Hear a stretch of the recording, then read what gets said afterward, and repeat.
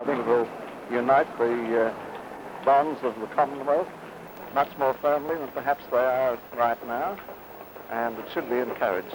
Thank you very much. Oh, I can't see what advantage it would be, what the difference would be doing his education out here or doing it in England. I don't see any point in it myself. Right, thank you. Oh, I think it's a wonderful idea. A very good experience for him, and it'll be good for the boys here. Thank you. I think it's a very good thing. Why? Because I feel that the royal family, if they want to keep their existence strongly in the Australian people's mind, should have a representative in the country.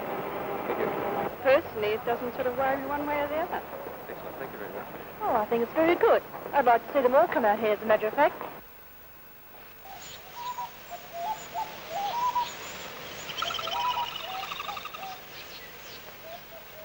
This is the Australian bush, a mountain and a school called Timbertop. This is where Prince Charles, the future King of England, will next year take a dose of dinkum Australian self-reliance. This will be where the Prince goes bush.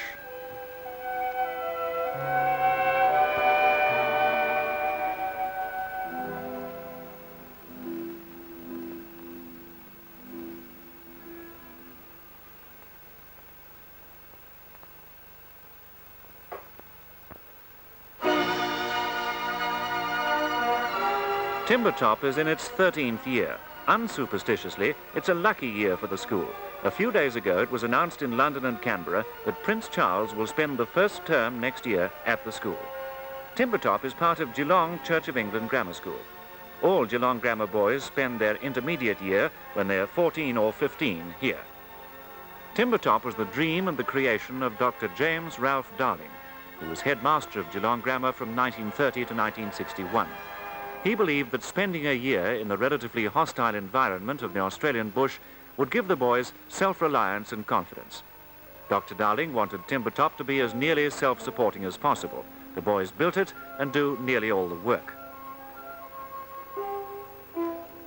Nobody says what time they must get up as long as they're present at roll call at 7:25. There are hardly ever any latecomers because in the crisp, sparkling mountain air of Timbertop, it's not hard to get up. Coffey, Collins, Congreve, Constable, Cooper, Cormac, Coots GC, GD, Cowan, Crawford, Crook,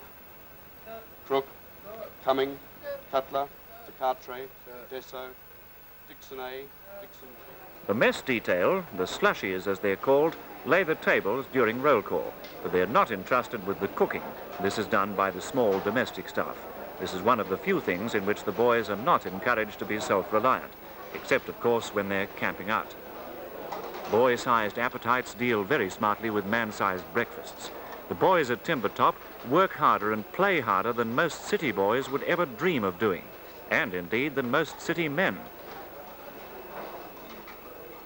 They're a remarkably well-knit group with none of the usual rowdiness of boarding schools and no time for bullying.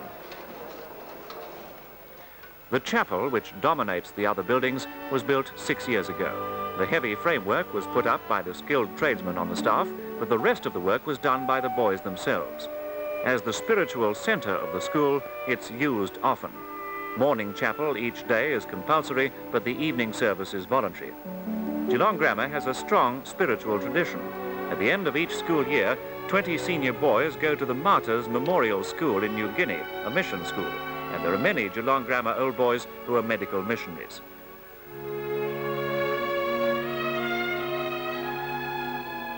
After chapel, classes.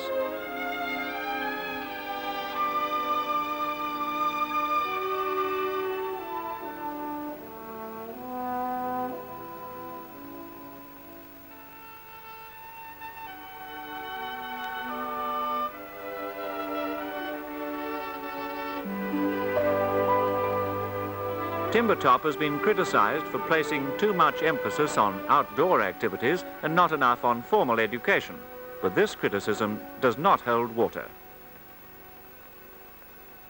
The academic standard is high, at least as high as in equivalent classes in the city.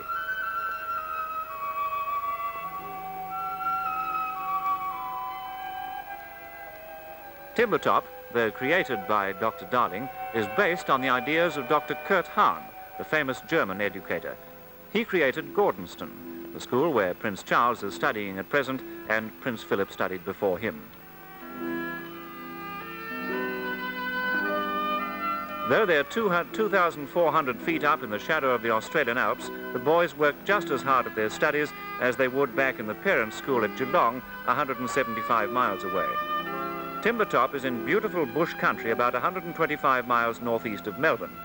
You have to first go through the small town of Mansfield, not far from Victoria's old gold rush area, and once a hunting ground for last century's bushrangers. When the boys go back to Geelong Grammar in the city for the 5th form, they're ready for anything. The main school is near Geelong, about 50 miles southwest of Melbourne, on the shores of Port Phillip Bay. It's an old town, and the original school, founded in 1857, was in Geelong itself. Geelong is still, and has been for years, the centre of a rich grazing area.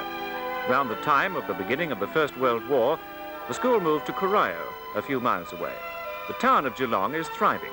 Although some people refer to it as a sleepy hollow, it's growing industrially and in population at a tremendous rate, and is now connected with Melbourne by a fine 4-lane highway. The shopping area is up to date in its rather brassy way. The shop windows are decorated with the usual eye-catching signs to attract the bargain hunter, and the vast number of children to be seen in the streets testifies to the youth and vigour of the city.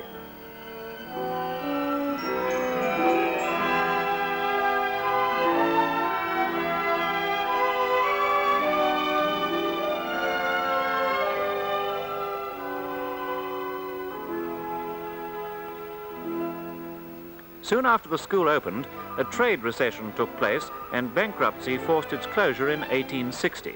However, Bishop Perry, the original founder, became its second founder and reopened the school in 1863. From then on, it went from strength to strength under the headmastership of John Bracebridge Wilson. While it was in Geelong proper, the school was never a big one. It usually had about 140 pupils, mostly day boys. But under Wilson and his successor Lyndon, it gradually changed its character and became well known as a boarding school. For this reason, the School Council of 1911 decided to move the school to its present site on the west shore of Limeburners Lagoon, an arm of Corio Bay. Although they've been there little more than 50 years, the school buildings have a noble and crusty air. Most of the boys who attend the school are the sons of wealthy families. It's the most expensive school in Australia, the all-in fees for boarders being a cool £245 a term. However, the record of the school in turning out top men is very impressive.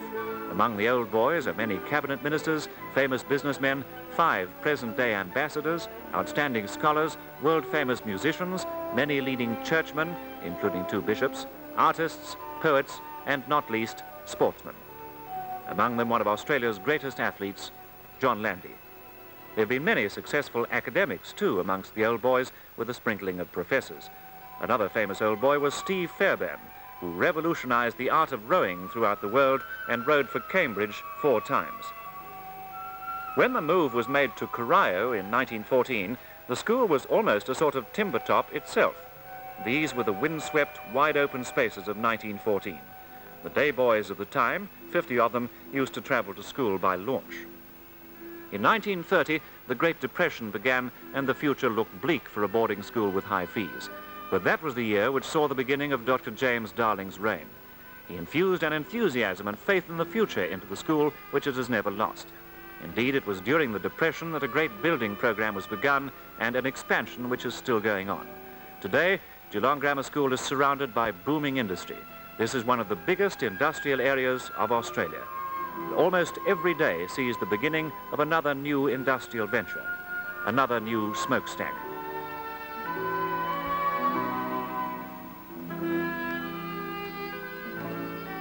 The Ford Motor Company, for instance, has a big factory there. Everything, in fact, from oil refineries to a factory making shirts.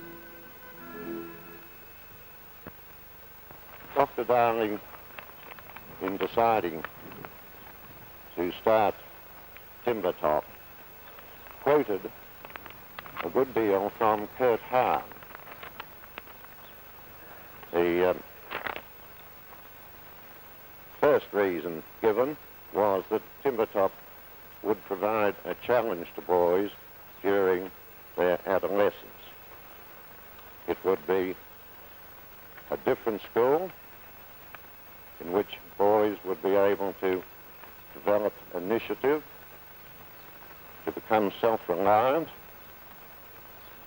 to live close to nature, to learn to love the countryside. It has proved to be a great success. We find the boys develop considerably over the year, and I think I'm right in saying that most of the objects are achieved. Dr. Darling's original ideal was that boys should learn to look after themselves, find their own occupations, and develop their own capacities.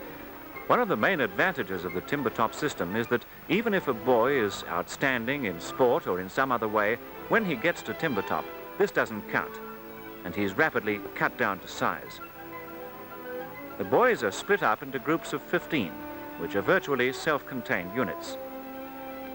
Each group selects its own leader, who is responsible for everything, even the academic prowess of the squad. To give every boy an opportunity, the leader is changed every few weeks. Most of the boys develop their own particular interests, which can be anything from chasing butterflies to keeping ferrets, or even snakes. It's the independence which they're given which allows them to enjoy their life at Timbertop so much. Many of the masters find that the boys become so fit that they can't keep up with them. In fact, after the first term, some of the pupils become so self-reliant that they rebel against the idea of a master going out with them on their hikes and cross-country runs. As I come from the country, I like the open air and the bush, and that, for one of the reasons I like Timber very much. And I like the life here, the way we live in the units. It's very free, and there's a tremendous amount of opportunities to do things. And I think most boys will find plenty of things to interest them here. There's woodwork, there's hiking, photography, there's a multitude of opportunities. It's good to get away from the city, I think. It's, you know, interesting to be here and to enjoy the bush life and the activities which go on. I think it's done me a great deal, and I think I like it very much. I think the time which we spent here, although it seems a long time at first sight when somebody says you spend a year out in the bush at what is called a bush resort, to get away from it all, so to speak, it seems to be a long time, but really, when you get into the year, it just goes like that, straight away. The opportunities I think, have done me the world of good. Like to hike with a pack on your back, people think, well, 100 miles a week with a great pack with about 20 or 40 pounds it can be up to, is just something out of the ordinary, absolutely impossible until you do it. You take it sort of in your stride as if it's part of the day's activities, the normal day's activities. And it definitely does get you a lot fitter, particularly doing 2-3 mile cross countries a week, up and down hills and along, actually in the bush. We actually run into the bush and you come back again, and take about 20 minutes of fairly solid running, which I think does any normal person the world of good. I've learned to live with my fellow boys in the unit much more peacefully than perhaps last year down at Corio. And I've learned to be considerate for others and to know what their needs as well as my needs. And I find that I'm much more confident now, after Timbertop, that I'll be able to go out into the world and face the problems of life.